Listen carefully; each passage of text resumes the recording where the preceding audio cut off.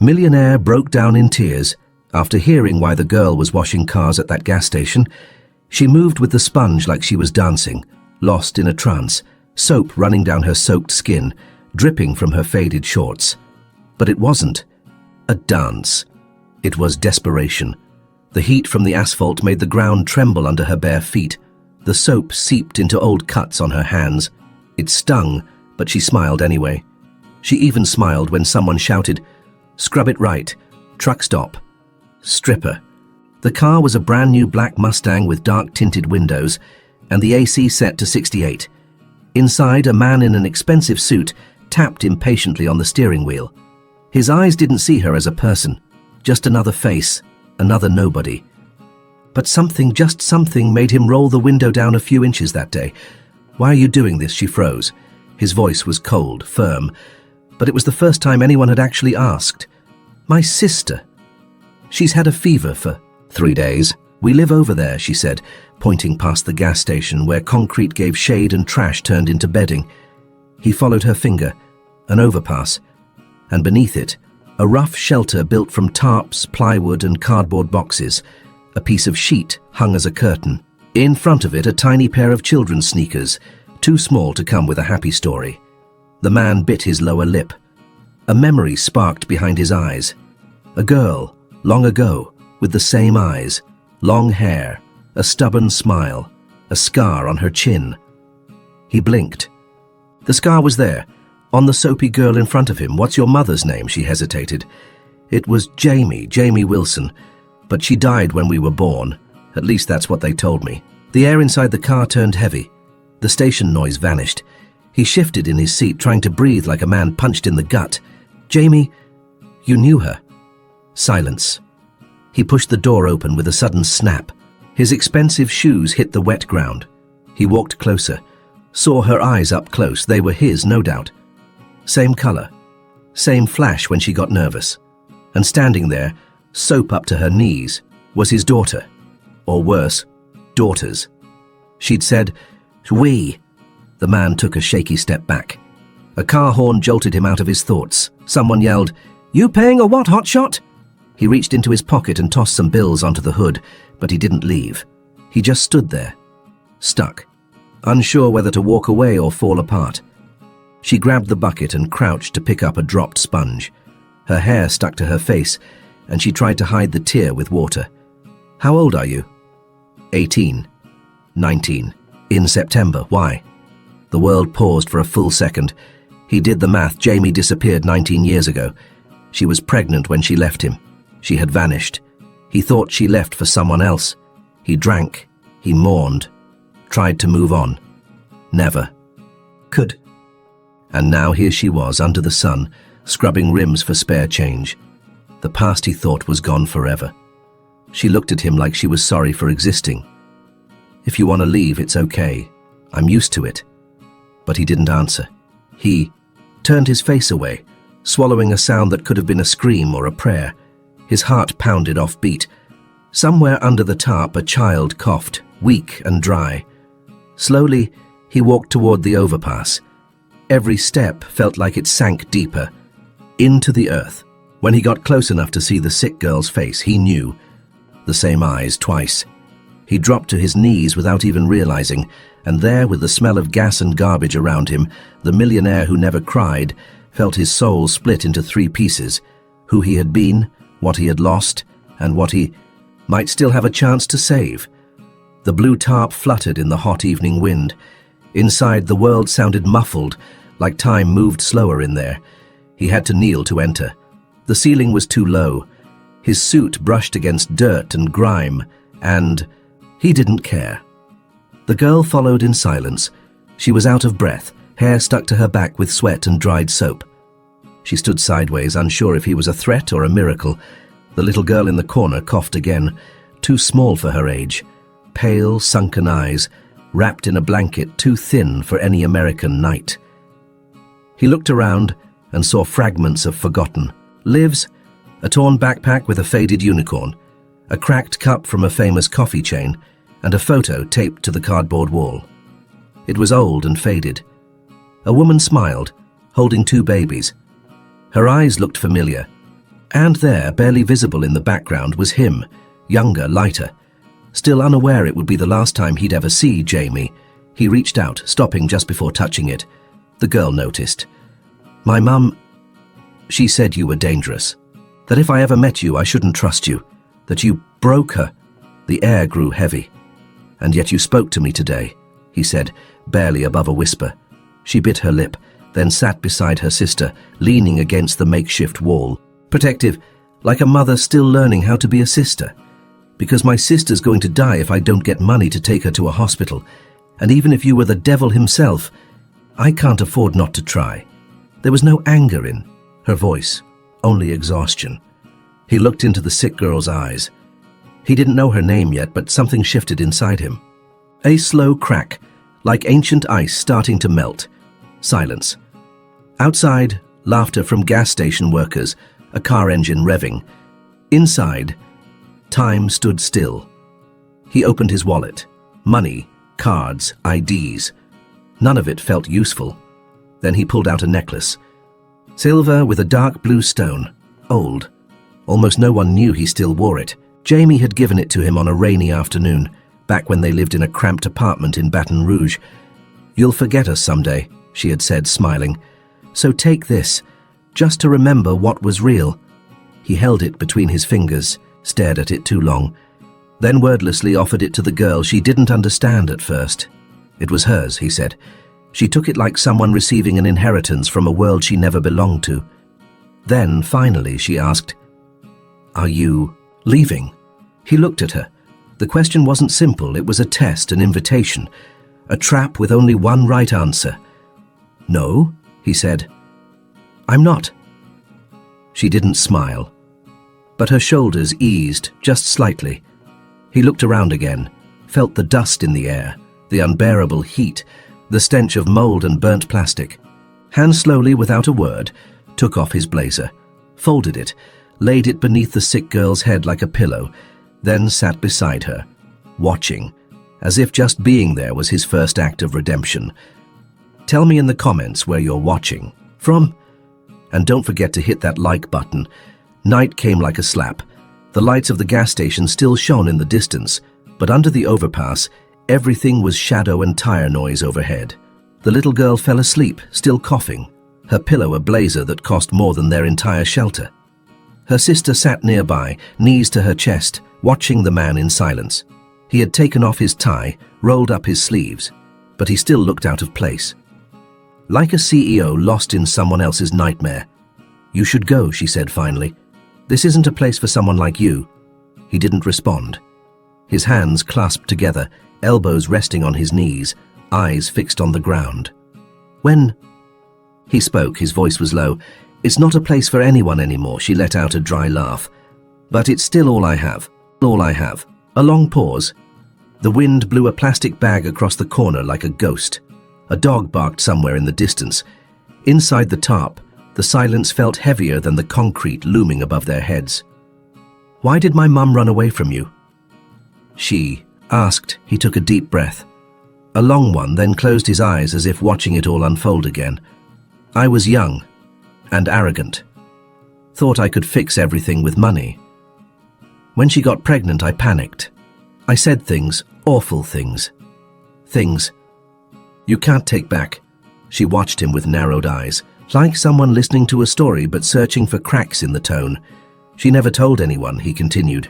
"She disappeared without a note. I looked for her, for years. But eventually I accepted she didn't want to be found.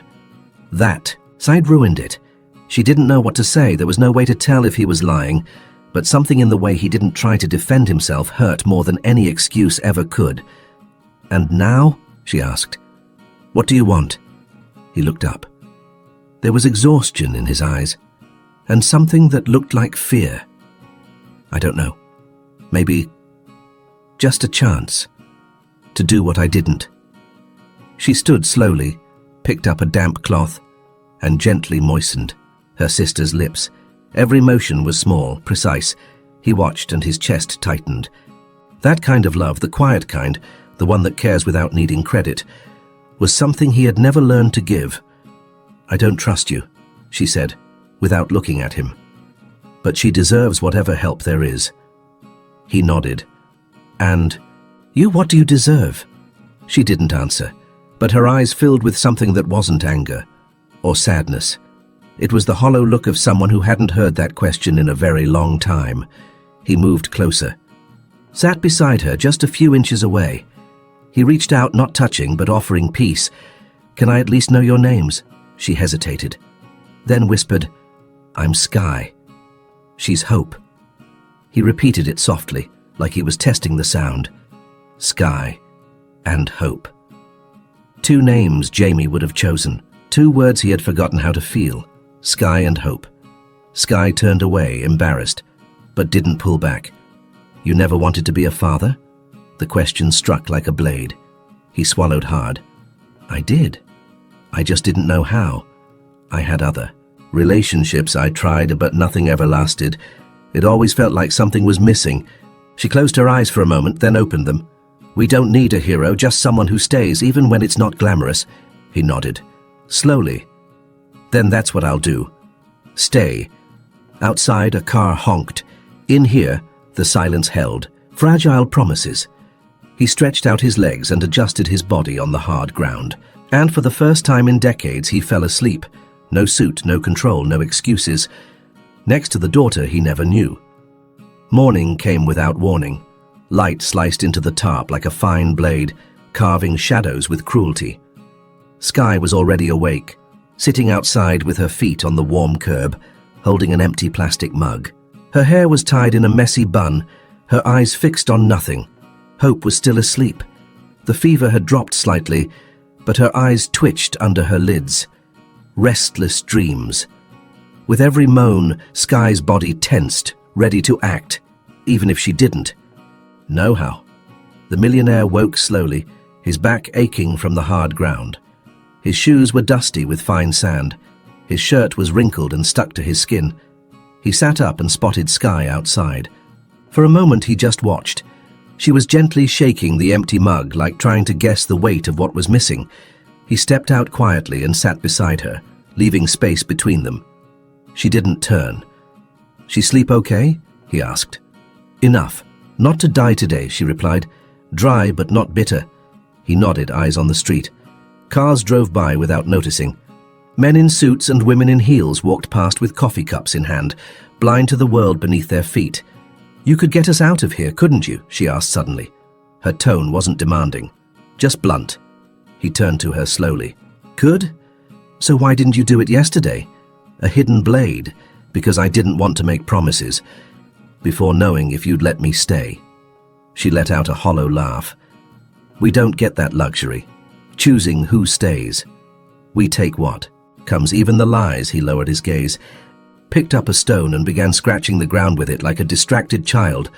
What do you need most right now? No hesitation. Water, food, a doctor, and maybe a shower. He stood up without a word and disappeared. She sat there, staring in the direction he left, waiting for the sound of an engine pulling away forever. 2 hours later he came back, sweaty, out of breath, holding 2 new backpacks and a large bag. Inside, bottles of water, sandwiches, basic medicine, and wrapped up like a gift, a soft towel.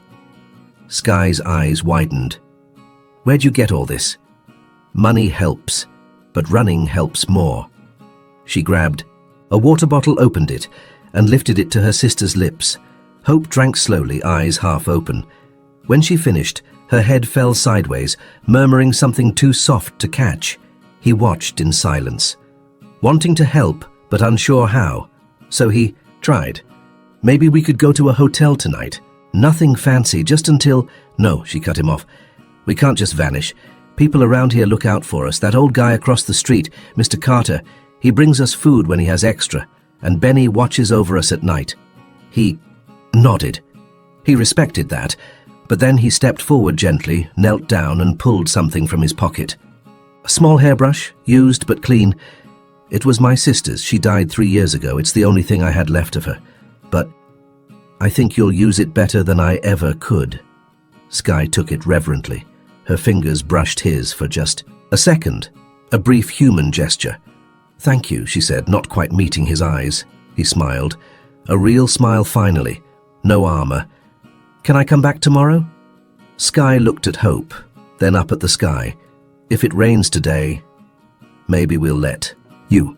And as if the world had been listening, a single raindrop fell from the overpass above. Slow, lonely. A quiet promise that even time can change. The motel room smelled like old disinfectant and hidden cigarettes. Thin walls let through the neighbors. TV and the steady buzz of a hairdryer somewhere down the hall.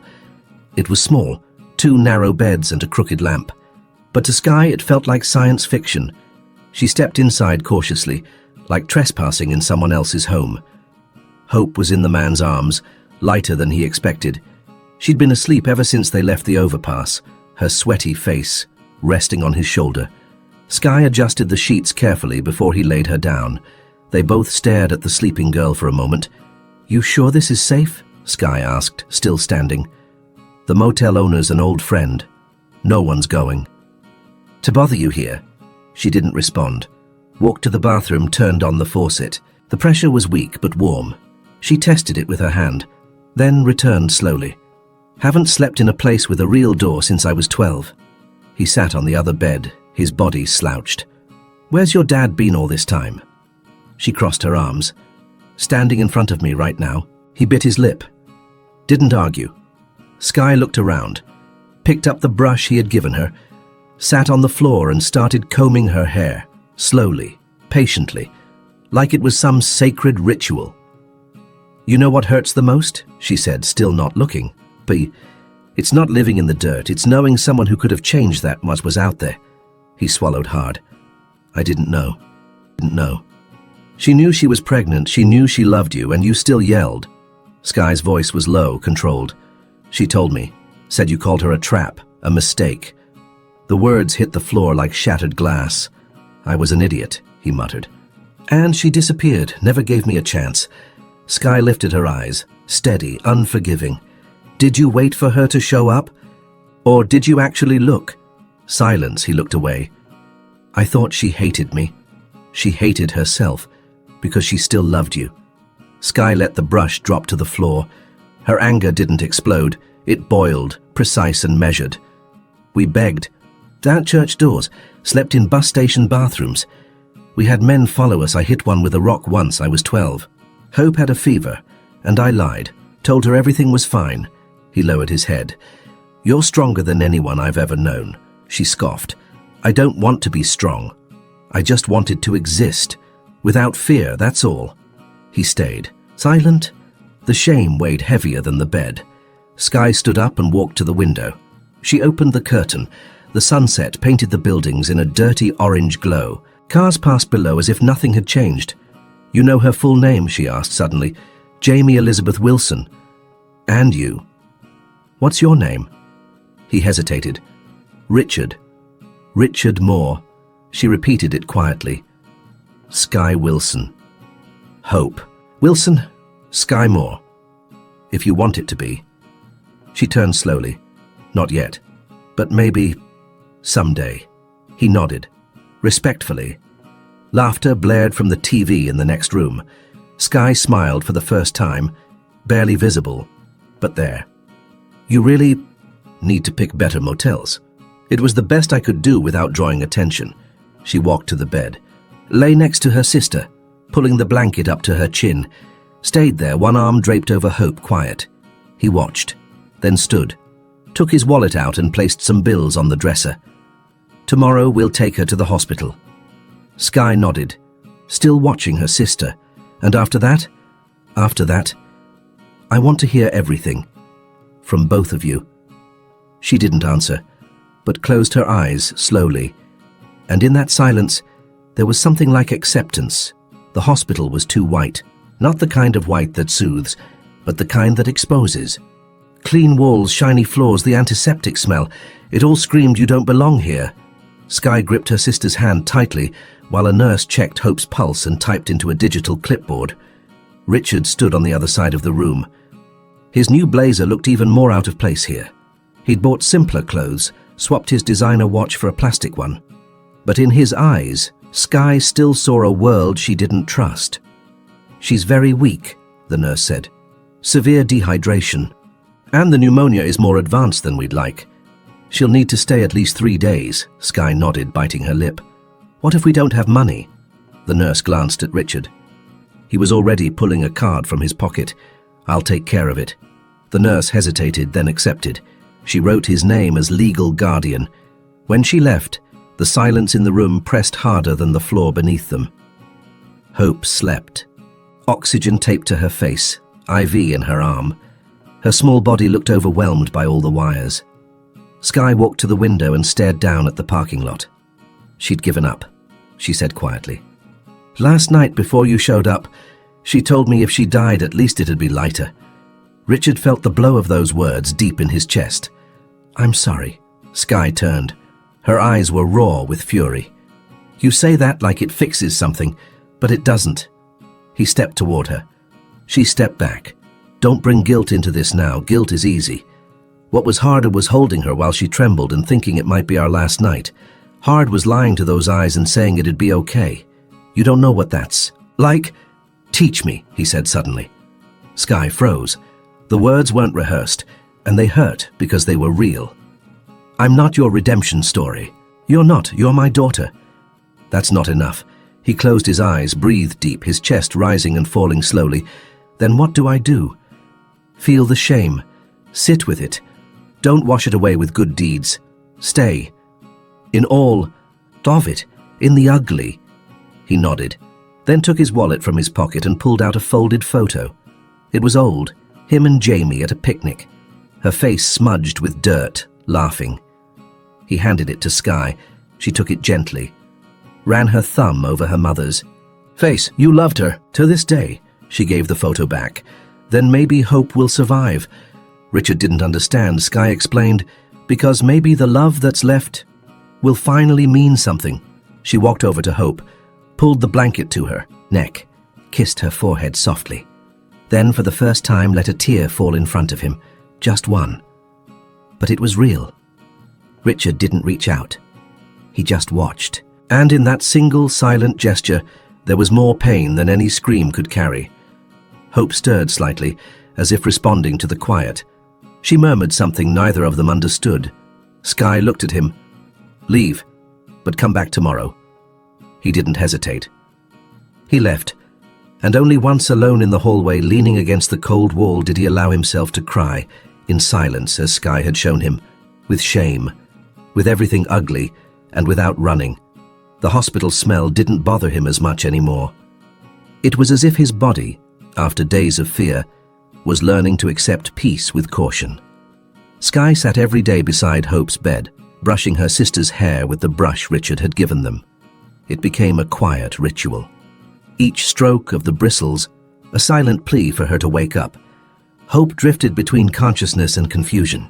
Sometimes she'd open her eyes and say random words. Ice cream, a red car, a puppy, as if her mind was fishing for light in the darkness. Other times she cried in her sleep, and when she did, Skye held her hand, stayed, unshaken.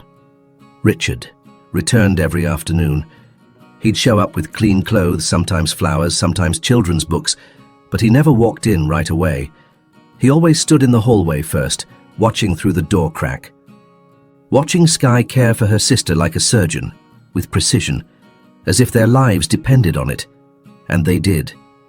That day, he walked in with a coffee in one hand and a bag of new socks in the other, sat in the chair across the bed, saying nothing. Skye didn't react. She kept brushing. The sound of plastic tearing broke the silence. He held out a pair of soft, colorful socks. They're clean. And soft. She took them without looking, feeling the fabric between her fingers. They were cotton, covered in stars and moons. She smiled. Small, but real. She's always liked stars. You too? I don't remember what I like. The words hit hard. Richard wanted to respond, but knew silence was the better answer. She kept brushing. Slower now. Yesterday she said, Mommy. First time in years. He swallowed hard. Do you miss her? Every day. But maybe missing her is how I keep her close. The sunlight filtered through the window, soft and orange. It landed on Hope's face as she blinked slowly. Sky leaned in right away. Hey, you're awake?" Hope mumbled something. Richard stepped closer, gently. Her eyes stayed open for a few seconds. "I'm thirsty," she whispered sluggishly. Sky grabbed the cup with a straw and brought it to her lips. Hope drank a little, then let her head fall back onto the pillow. "Do you remember him?" Sky asked, pointing to Richard. Hope looked over, blinking slowly. "Is he the man with the soft shirt?" Richard smiled, even as his eyes filled with tears. "That's me, sweetheart." Hope reached out weakly. He took her hand carefully. Sky watched. His hand, once stiff, now trembled with care, like he finally understood what he was holding. She spoke, without looking up. "You're learning." "Learning." "What?" "To touch, without breaking." Hope closed her eyes again, but this time she slept like a child who knew she wasn't alone anymore. Sky leaned back in her chair, exhausted. Her hair was undone, her face bare. But there was something new in her eyes, stillness. For the first time, her body allowed itself to feel tired, a sign that maybe fear had finally loosened its grip. Richard offered her the coffee.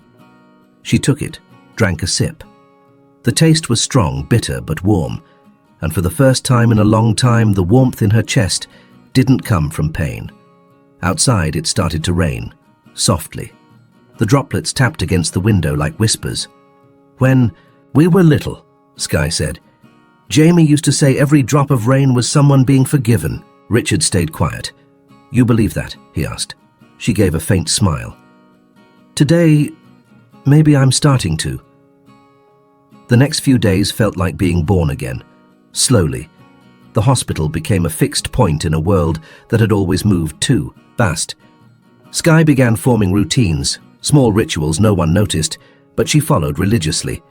At 7, she brushed Hope's hair. At 8, she read a chapter from a children's book out loud. At noon, she changed the water in the flower jar Richard always brought. Never the same flowers, never late. Hope was getting better. She smiled again. Asked for candy she wasn't allowed to eat. Asked what check-in meant when she heard it on TV. Sky wrote down these little questions in an old notebook. She said it was for when life went back to normal. But for the first time, what they were living felt normal. Richard had rented a small apartment near the hospital. He brought lunches, clean clothes, books. He asked for nothing, but he didn't disappear anymore. He was always nearby.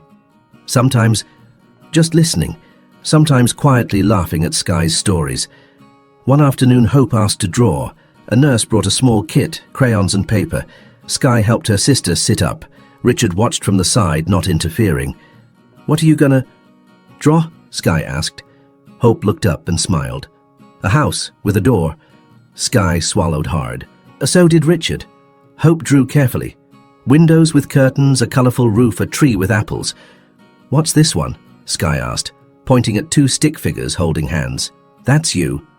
"And the man who cries in the hallway." Sky laughed. Caught off guard, she looked at Richard, who fumbled with his hands. "So, she saw you," Sky said. "Maybe I'm not as good at hiding as I thought." She didn't reply, but her smile stayed a little longer. Later, after Hope had fallen asleep again, Sky and Richard went down to the hospital garden. It was small, stone benches and some plastic flowers that no one really took care of. But they'd had air and room to sit. Sky bit into a cookie he'd brought. "Were you always this patient?" "Never. But I learned from you two. We didn't teach. We just survived. And that's exactly why you taught me more than anyone else ever did." She looked at him. "Serious? You really want to stay?" "I do. Even if we never call you Dad." "Even then?" She nodded slowly, then pulled something from her pocket. A hair ribbon, faded but still intact. It was my mom's, the last thing she had. I've never let anyone touch it. But I think she'd want you to hold it now. Izzy took the ribbon gently, ran it through his fingers like a prayer. "Thank you. Not yet. But you're getting close." The sun dipped slowly behind the clouds. The hospital behind them felt a little less cold. Richard watched Sky, the way she stayed alert even when sitting, like she still expected the world to collapse at any moment. But her shoulders were softer, Her voice had fewer thorns. "Sky, do you know what you want to do with your life?" She thought for a second. "No one's ever let me think about that." "Okay, but if you could." She looked up at the sky. "Maybe work with kids, help girls living on the street." "That's beautiful. It's necessary, that's all." He smiled. "If you ever want that, I'll help you start." She didn't answer, just leaned her head on his shoulder. They stayed there. No promises, no labels, just one real gesture. Because sometimes love isn't spoken, it's staying. It's holding out your hand, only if the other person wants to take it. Hope relapsed. It was sudden, right in the middle of what seemed like a calm morning. They were in the hospital room. Sky was helping her draw a wobbly giraffe. Richard was reading silently nearby. Then, without warning, Hope dropped her crayon. Her eyes rolled back. Her body started trembling slightly but unmistakably. Sky screamed. Nurses rushed in, pushing Sky and Richard out. Doctors followed. Strong voices, fast orders. The door slammed shut. The hallway fell silent, except for Sky's ragged breathing. She dropped to her knees, hands on her head, the world spinning. I should have seen it. She was quieter today. I should have noticed. Richard tried to approach, but she stood quickly, eyes on fire. "Don't touch me." "Sky, this is your fault, all of it. If you had stayed and if you'd been a father from the beginning, that she wouldn't be like this. You think flowers and motel rooms and coffee fix 18 years of nothing?" Richard swallowed hard. Her words hurt because they were real, at least real to her, and that was enough. I know it doesn't fix anything, but no, you don't know anything. You vanished. You let her be born on the street, grow up sick, learn how to hide when strange men stared. She didn't want a doll, Richard. She wanted a window. She wanted to know that if she died, someone would notice. He was crying, but she didn't stop. "I was a kid with a knife in my hand, hungry, scared. And where were you? Wearing which? Gold watch? In what boardroom? And now? Now you want forgiveness?" She shoved his chest. "Weak, but symbolic. Go. Now." He hesitated, then nodded, took a step back. But before he turned, he said, his voice shaking, "I'll go, Sky, not because I'm giving up, but because you need space, to feel all of it. And when you want me back, I'll be right outside. Every day." She didn't respond, just stood there, eyes burning. Then turned her back, walked into the waiting room and curled into a corner. Time passed like thick mud. Hours later, a nurse came out. Sky ran to her. "She's alive." It was a bronchospasm crisis. "We stabilized her, but she'll need close monitoring." Sky nodded, tears sliding down quietly. She returned to the room. Hope slept, tubes and monitors everywhere. But she was alive. Sky sat by her side, picked up the brush, began brushing her hair. Slowly. That's when she noticed something taped to the door hinge, a note. It was short. "I'm not worthy, but I'm yours," and she gripped the paper tightly, then looked at Hope. "You want him back?" Hope, groggy. "If he brings apples again? Maybe." Sky laughed, even through tears. She left the room, walked to the hallway, and there he was, sitting, dark circles under his eyes, same clothes, same look of someone too afraid to hope.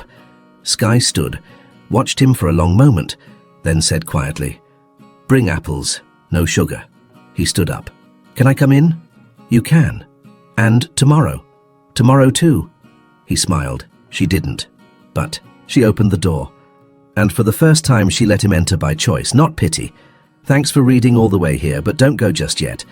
Tap the video on the side to hear one more story that will move you. Subscribe to the channel and share this with someone who needs it. See you there.